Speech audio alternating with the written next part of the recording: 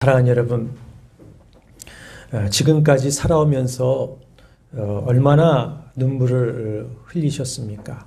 어떤 분은 내가 흘린 눈물은 강이 되어 흘렀을 거야, 그렇게 말할 분도 있을 겁니다.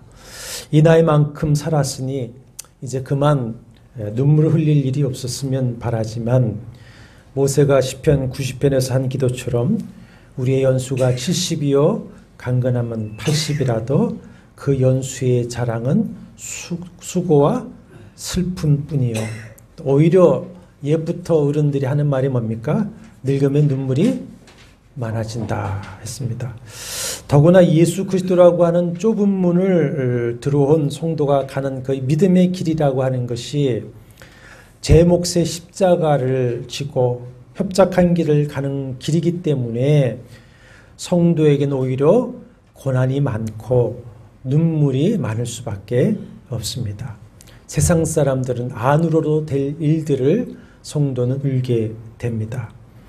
이 시간에 마음에 눈물이 가득 차 있는 분도 있을 것인데, 오늘 교동문 이사야 61장은 메시아 예언입니다. 그 말씀대로 그리스도 예수께서 여러분의 눈물과 근심을 기쁨과 찬송의 옷으로 대신하여 주시는 은혜가 있기를 주의 이름으로 축원합니다. 오늘 본문에는 더할 수 없는 슬픔과 절망에 빠져서 아들의 장례 행렬을 따라 울며 가고 있는 한 여인을 볼 수 있습니다. 이 여인에게도 참 행복한 날들이 있었지 않았겠습니까? 사랑하는 남자를 만나서 결혼하고 아들을 낳았습니다. 아이를 키우며 자라가는 아이를 보면서 부부는 매우 행복했을 것입니다. 저도 살아보니까 어린아이를 키울 때가 가장 행복했던 것 같아요. 그런 시기가 있었을 것입니다. 그런데 어느 날 느닷없이 남편이 세상을 떠나고 맙니다. 이 여인은 하루아침에 과부가 되죠. 당시 여자가 과부가 되었다고 하는 것은 앞으로 엄청난 시련과 극심한 가난과 고독이 기다리고 있음이 전제됩니다. 얼마나 힘이 들었겠습니까? 그러나 그녀에게는 희망이 있었습니다. 누구죠? 아들입니다. 아들. 과부된 그녀의 유일한 희망이었습니다. 과부로 살기 힘든 환경 중에서도 좌절하지 않고 열심히 아들을 키웠을 것입니다. 본문에 보면 주님이 이 아들을 놓고 청년아 이렇게 부르는 것을 보면은 이제 이 아이는 성인으로 자랐습니다. 일찍 남편을 잃고 온갖 고생을 하면서 키운 아들이 이제 성인이 되었으니 그 어머니 이제는 기대고 살만한 기둥이 생긴 것이고 안도의 한숨과 함께 위로를 받고 살았을 것인데, 그 아들이 세상을 떠나고 만 것입니다. 자식을 앞세우는 만큼 사람에게 비통한 일은 없지 않겠습니까? 자식을 앞세운 그 여인의 고통, 좌절, 절망, 그 슬픔, 우리는 가슴으로 좀 느낄 수가 있습니다. 본문에는 기록되어 있지 않지만 동네 사람들이 이 기막힌 소식을 듣고 모여들었습니다. 아마 속으로 이런 생각들을 했을 것입니다. 이 여자 무슨 죄가 이렇게 많아서 팔자가 사나울 수 있을까? 남편을 먼저 보내더니 이제는 하나밖에 없는 아들마저 보내다니, 그러면서 장례를 준비했을 것입니다. 남편과 아들이 일찍 죽은 것이 이 여인의 죄 때문일까요? 팔자가 사나워서일까요? 세상에서는 그렇게 말을 해도 주 안에서는 어떻게 해석을 해야 되겠습니까? 요한복음 9장 1절 이하에 보면은 길을 가시다가 날때부터 맹인된 사람을 만납니다. 제자들이 이 사람이 맹인으로 난 것이 누구의 죄 때문입니까? 자기의 죄 때문입니까? 부모의 죄 때문입니까? 이렇게 묻자 주님이 이렇게 대답을 하십니다.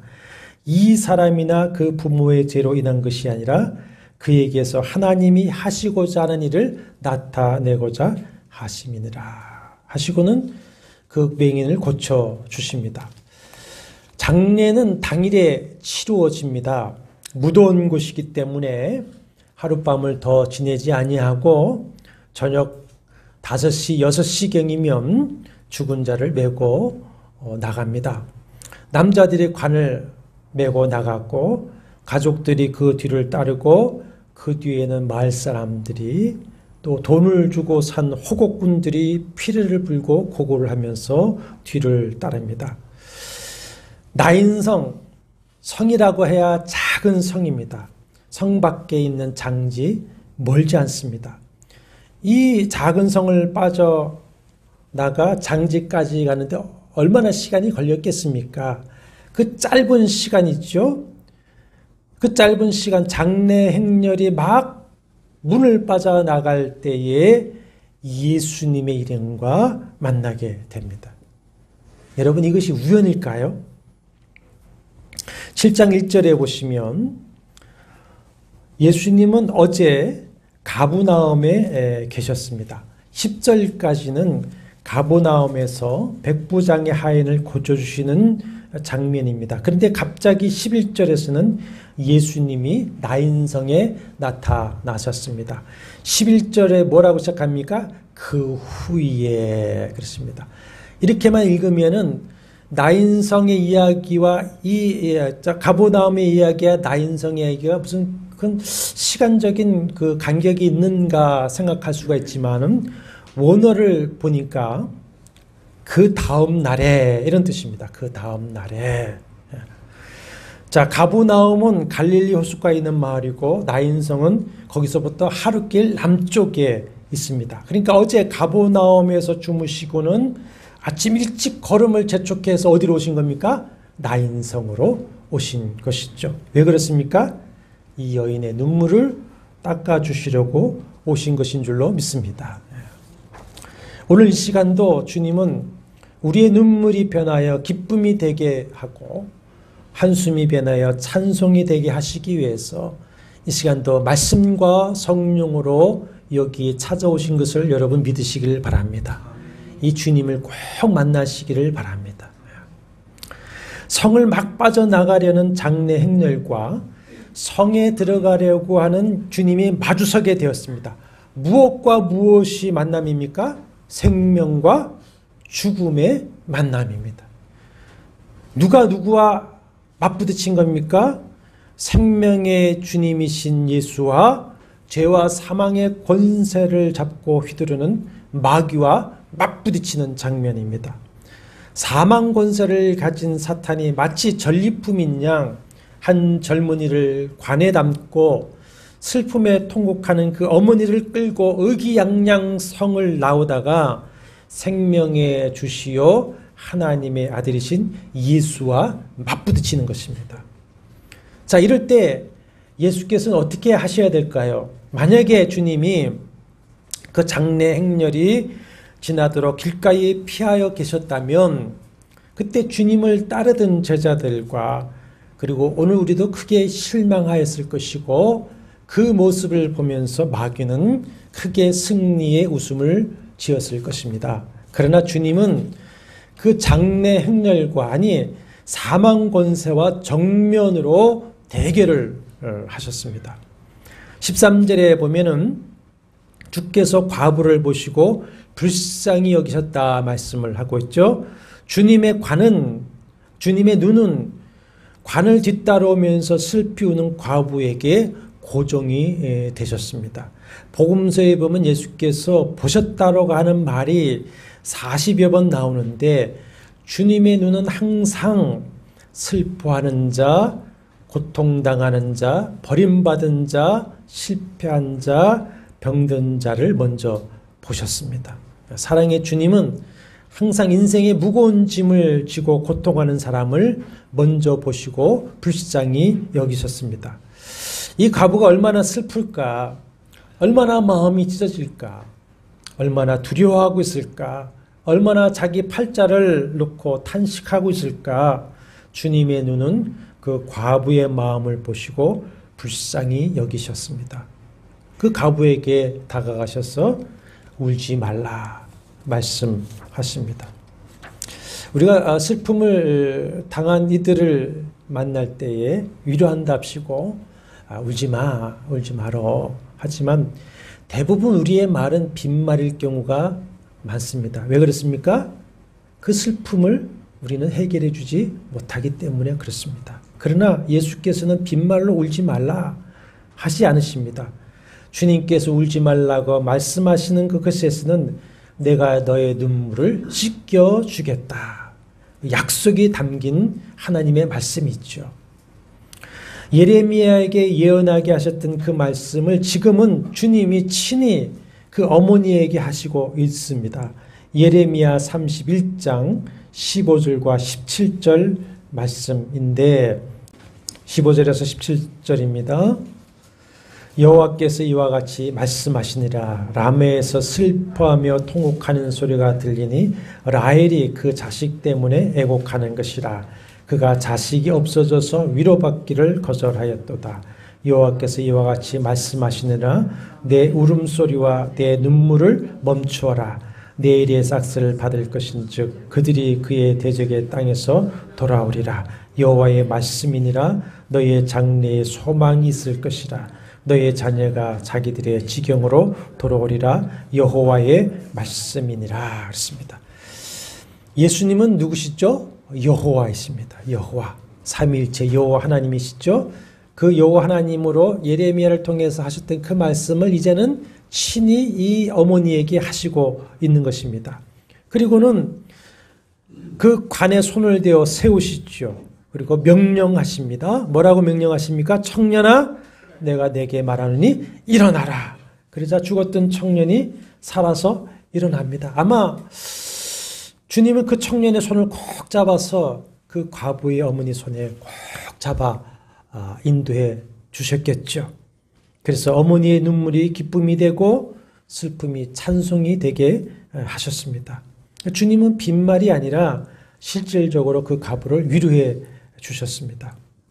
앞에서 설명했듯이 주님은 이 은혜를 베푸시고자 의도적으로 그날 아침 일찍이 가브라함을 떠나 서둘러서 저녁에 여기까지 달려오신 것이죠.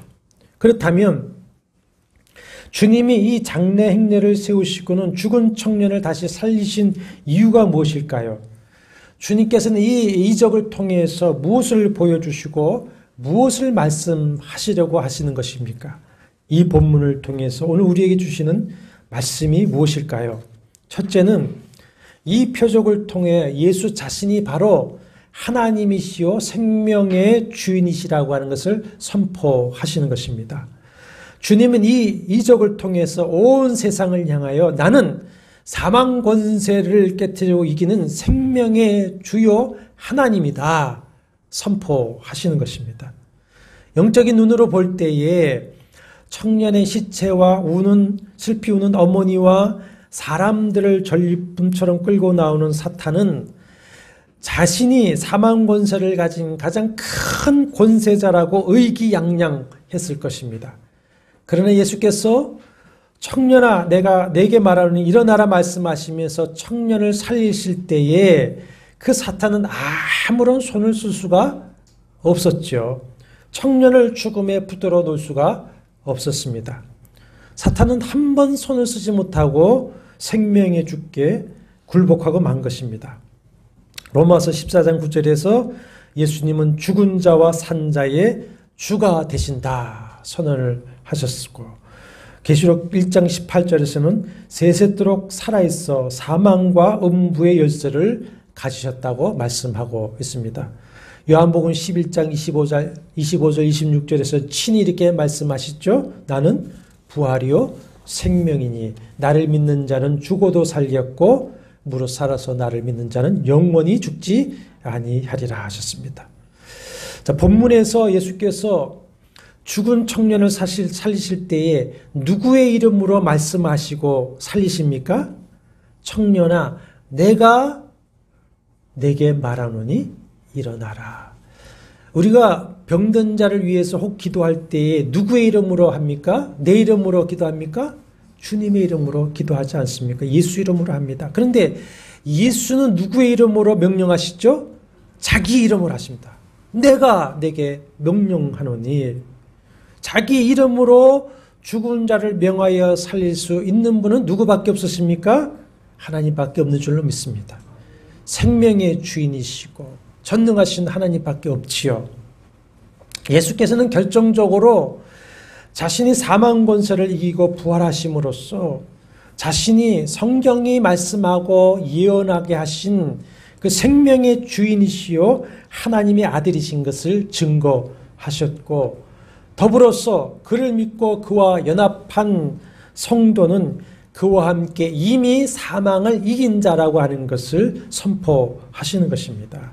그러므로 생명의 주를 믿고 그와 연합한 성도에게, 믿는 자에게는 사실 죽음이란 게 있습니까? 없습니까? 없습니다. 예수께서 사망 권세를 이기고 부활하심으로 우리에게 진정한 죽음은 이미 떠났습니다. 우리의 이 육신의 죽음은요, 영원한 생명으로 옮겨가는 하나의 과정이 지나지 않습니다. 찬송가에서 말하는 뭡니까? 요단강을 건너는 과정이 있죠. 우리가 하나님 아버지의 영광에 들어가는 과정이 우리 육신의 죽음인 것입니다.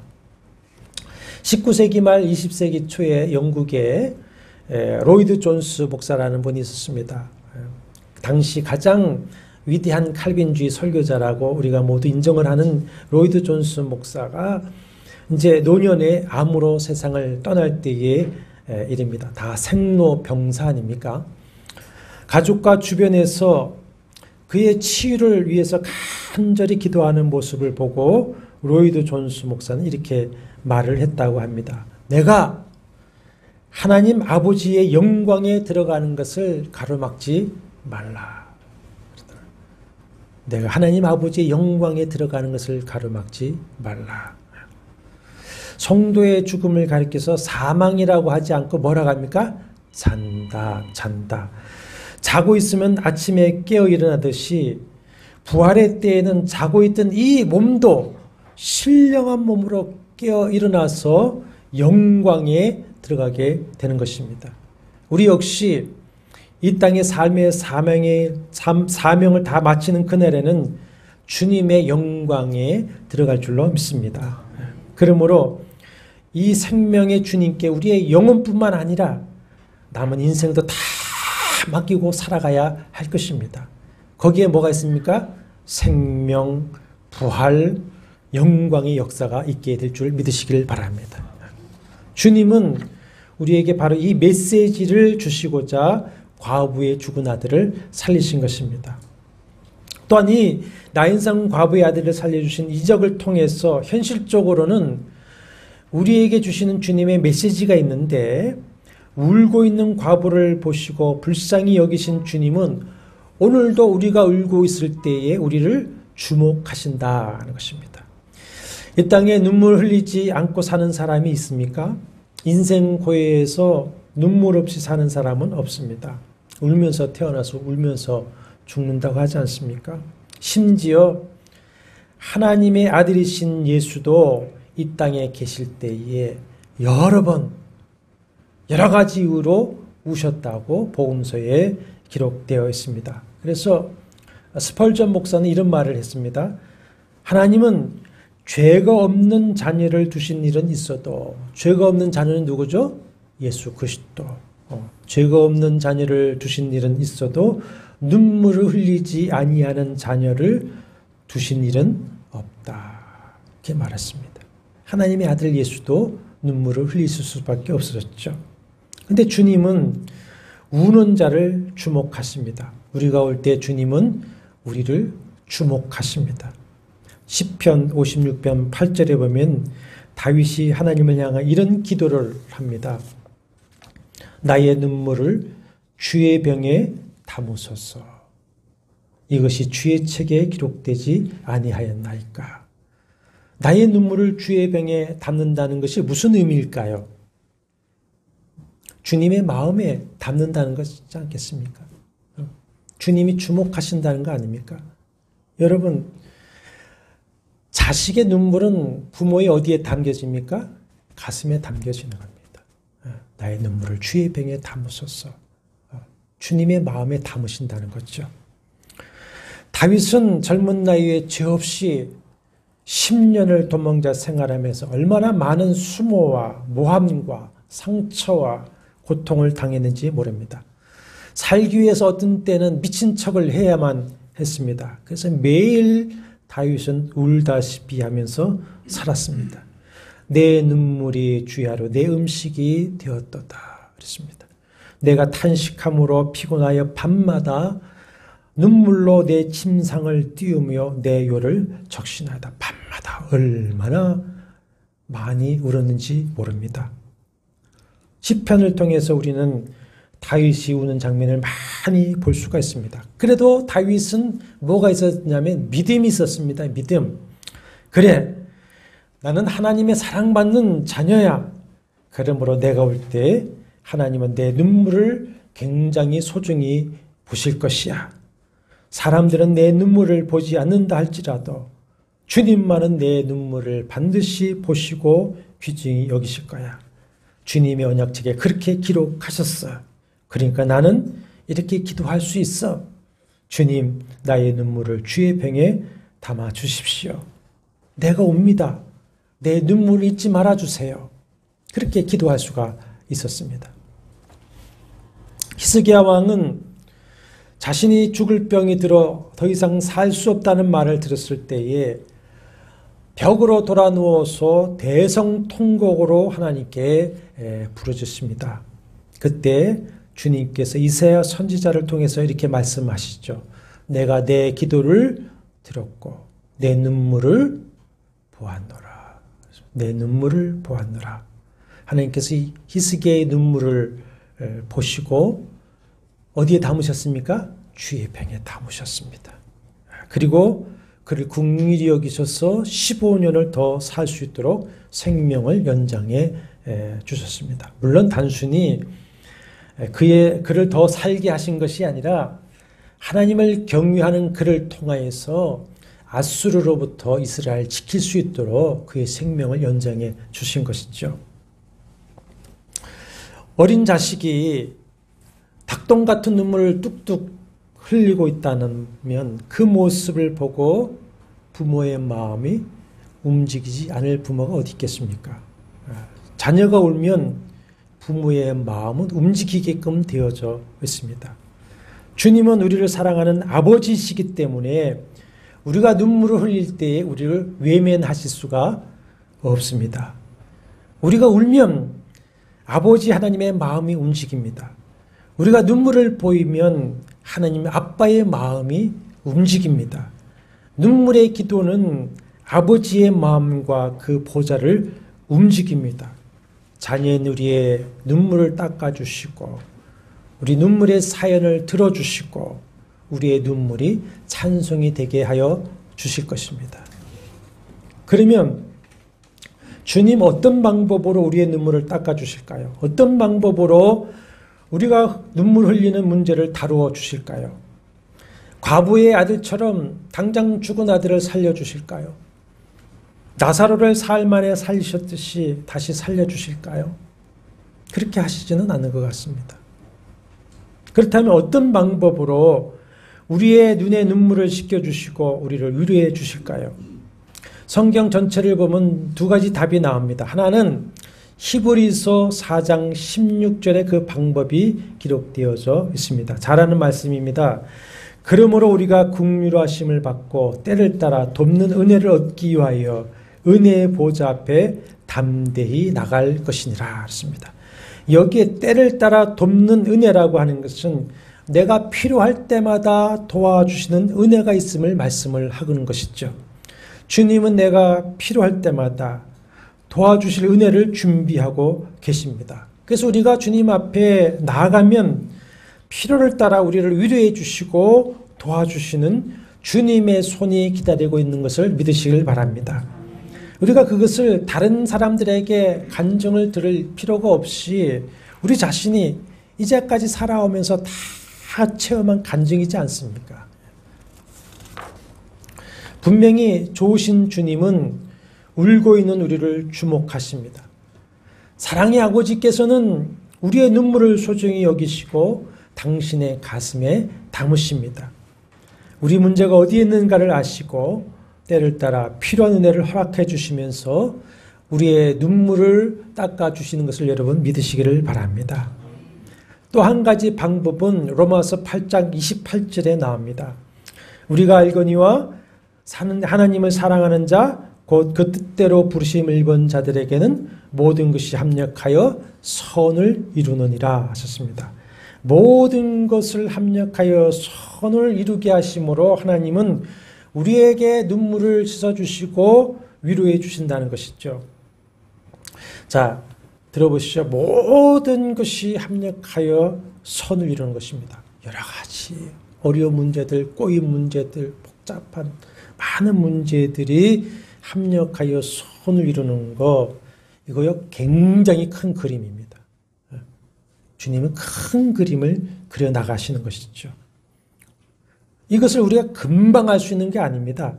여러분, 한 폭짜리 작은 그림은 금방 알 수가 있습니다. 아, 뭘 그리는 거구나. 그러나 큰 그림은 화가가 한쪽에 그림을 그리고 있으면은 화가의 마음에 있는 그 그림 전체를 다 알 수가 없습니다. 그 그림을 다 그린 다음에 알 수 있지 않습니까? 어떤 인생의 어려운 풍랑을 만났다고 하십시다. 정신 차릴 수가 없죠. 1년, 2년, 3년 가도 문제가 해결되지 않을 수가 있습니다. 아무리 기도해도 하나님께서 들어주시지 않는 것 같기도 합니다. 어떤 때는 하나님이 계시지 않는 것인가 의심과 회의에 시달릴 때도 있습니다. 며칠 전에 춘천에서 새벽 기도를 마치고 길 건너던 세 분이 돌아가셨죠. 그 같은 교인 여자분을 인터뷰를 하니까 우리가 하나님이 계신가 그런 말도 한다고 그렇게 되는 겁니다. 그렇지 않습니까? 그러면 이럴 때는 주님께서 우리의 눈물을 씻겨주시지 아니하시고 우리를 위로해 주시지 않고 계시는 것일까요? 그렇지 않은 줄로 믿습니다. 내가 정신을 차릴 수가 없고 해답을 얻을 수 없지만 지금 모든 것을 합력하여 선을 이루시는 큰 그림을 하나님께서는 그 심중에 가지고 계시고 지금도 하나님의 그 그림을 그려나가고 계신 것입니다. 그 시간도 예레미야 33장 2절 일을 행하시는 여호와 그것을 만들어 성취하시는 여호와 지난 시간에 말씀한 그 신위가 섭리하고 계신 줄로 믿습니다. 우리는 여기 주목을 해야 됩니다. 여기에. 하나님의 심중에 있는 그 큰 그림을 우리의 마음과 우리의 삶에 그리시기 위해서 완성하기 위해서는 시간이 많이 걸릴 수가 있습니다. 그렇죠? 조그만 그림은 금자되지만 시간이 걸립니다. 어쩌면 아브라함처럼 당대에 하나님이 그리시는 그림을 다 보지 못하고 우리가 갈 수도 있습니다. 그러나 하나님께서는 우리를 향해 크고 선하신 뜻을 가지고 우리를 다루고 계시다고 하는 것을 믿는다고 한다면 우리는 그런 의심과 회의와 눈물을 닦고 다시 일어설 수 있지 않겠습니까?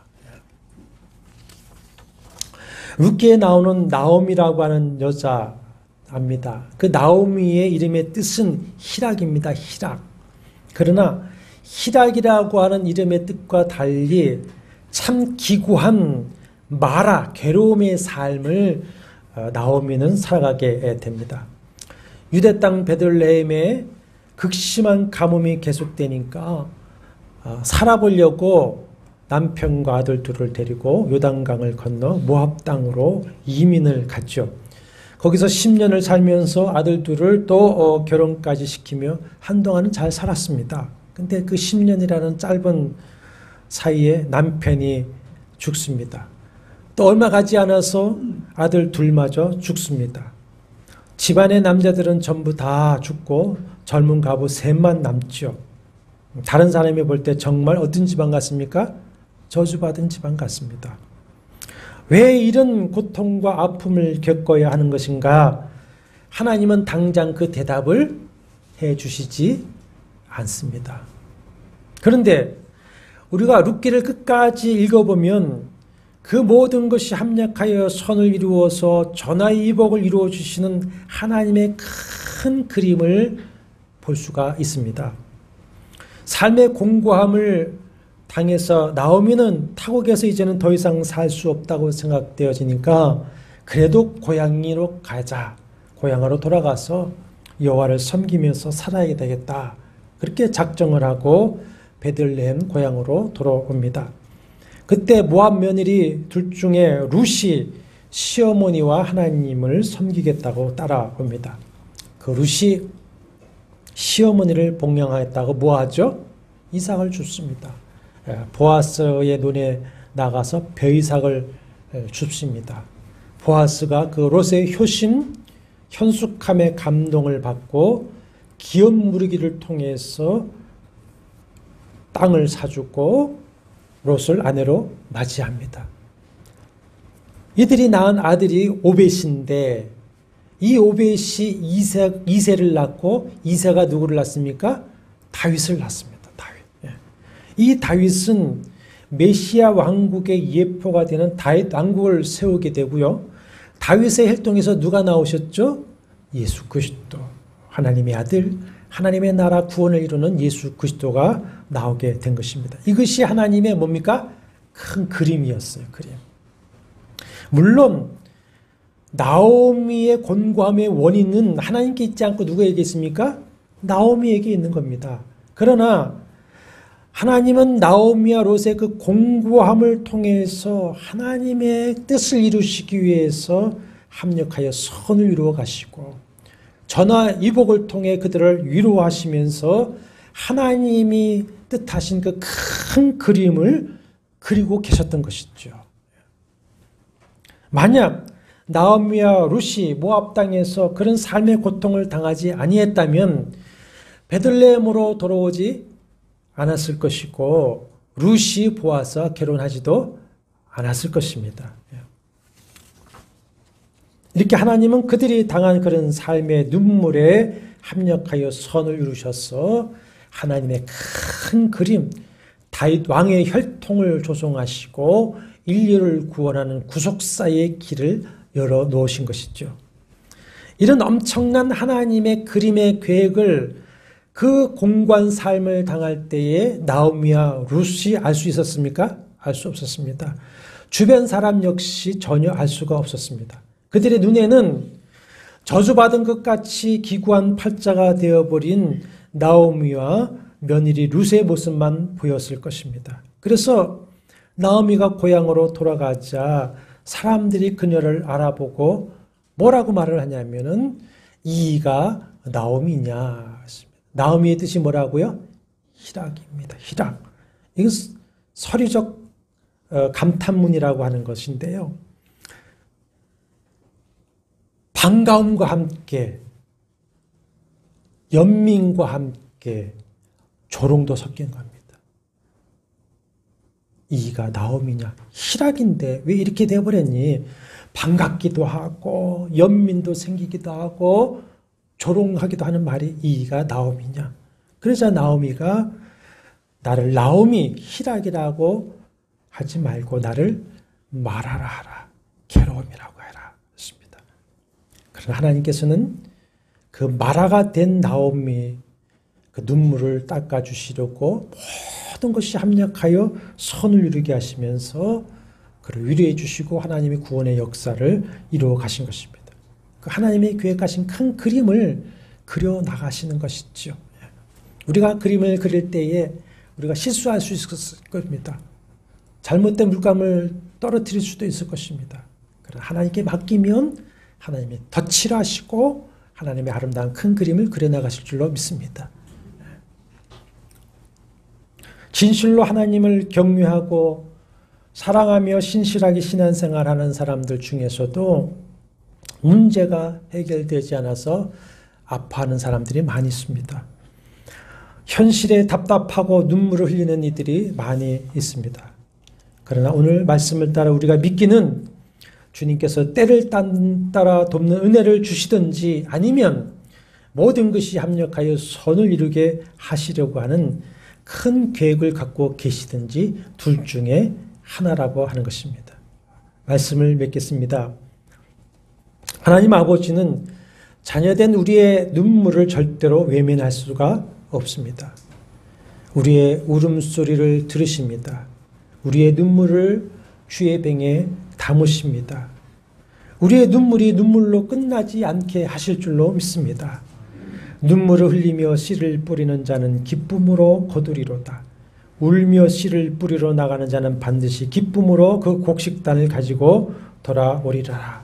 그 말씀대로 우리가 말씀대로 믿음대로 살아보려고 흘리는 그 눈물, 하나님의 나라와 의를 위해서, 영광을 위해서, 복음을 위해서 살아보려고 흘리는 그 눈물, 반드시 그 수고의 단을 거두어서 기뻐하게 하시는 주님의 위로가 있을 줄로 믿습니다.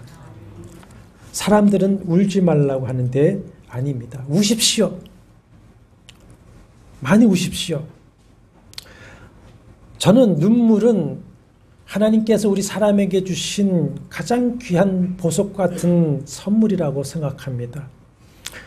눈물은 그 어떤 것보다도 강한 마음의 말이죠. 말하지 않아도 그 눈물은 그 어떤 말보다도 강합니다. 저는 눈물은 하나님이 우리에게 주신 귀한 보석 같은 선물이라고 생각합니다. 많이 우십시오. 그러나 눈물 날 일이 있을 때에 사람 앞에서 사람에게 눈물을 흘리지 마시고 주님 앞에서 우시기를 바랍니다. 사람 앞에 말하지 말고 주님께 눈물로 말씀하시기를 바랍니다. 그러면 우리의 눈물을 보시고 주의 병에 담으시고 슬픔과 근심을 기쁨과 찬송의 옷으로 대신해 주시는 은혜가 반드시 있을 것입니다. 그리고 하나님께서 우리의 그 눈물 날리들을 통해서 그려나가시는 그 하나님의 큰 선하신 그림, 아름다운 그림을 믿음의 눈으로 바라보시면서 늘 말씀으로 위로를 받으시고 소망을 얻으시고 또 힘을 내셔서 그날까지 최후 승리하시는 여러분을 되시기를 주의 이름으로 축원합니다. 이 시간 기도하실 때에 주님 내 눈물을 보시고 내 부르심에 귀를 기울여 주시옵시고 주님 믿음으로 주를 바라보며 승리하게 하여 주옵소서. 한번 같이 기도하시겠습니다. 주님, 주의 자녀들이 지금도 주님 앞에 흘리는 그 눈물을 보시옵소서. 주의 병에 담아 주시옵시고 하나님 눈물이 감사가 되게 하시고 슬픔이 찬송이 되어지도록 은혜를 베풀어 주옵소서. 하나님의 선하심을 믿고 바라보게 하여 주옵시고 그것을 바라보며 다시 감사하며 일어나서 주님 만나는 그날까지 승리하도록 믿음의 믿음을 더 허락하여 주시옵소서. 아버지 하나님 한 주간 동안도 오늘도 말씀을 부여잡고 감사하고 찬송하며 승리하는 삶을 살다가 다음 주일 다시 우리가 만나서 베푸신 그 은혜를 찬양하며 간증하며 예배할 수 있도록 품어 주시옵소서.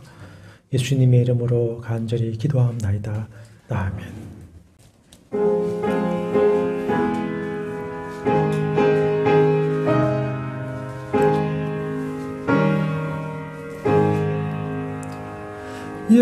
예수는 나의 힘이요 내 생명 되시니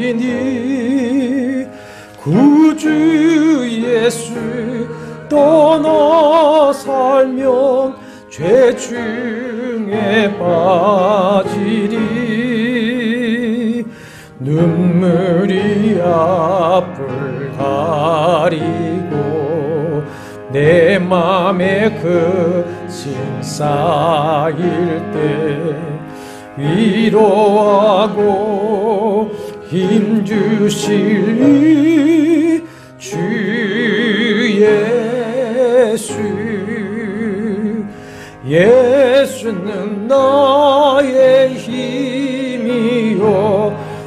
친구 되시니 그네를 간구하면 풍성히 받으리. 햇빛과 비를 주시니 추수할 곡식마도다. 귀한 열매 주시느니 주 예수. 예수는 나의 힘이요 내 기쁨 되시니 그 명령을 준행하여 늘 충성하겠네. 주야로 보호하시며 바른 길 가게 하시니 의지하고 따라갈리 주 예수. 예수는 나의 힘이요 내 소망 되시니 이 세상을 떠나갈 때 곧 영생 얻으리. 한없는 복을 주시고 영원한 기쁨 주시니 나의 생명 나의 기쁨 주 예수. 주 예수 그리스도의 은혜와 하나님의 사랑과 성령의 교통하심이 너희 무리와 함께 있을지어다. 아멘.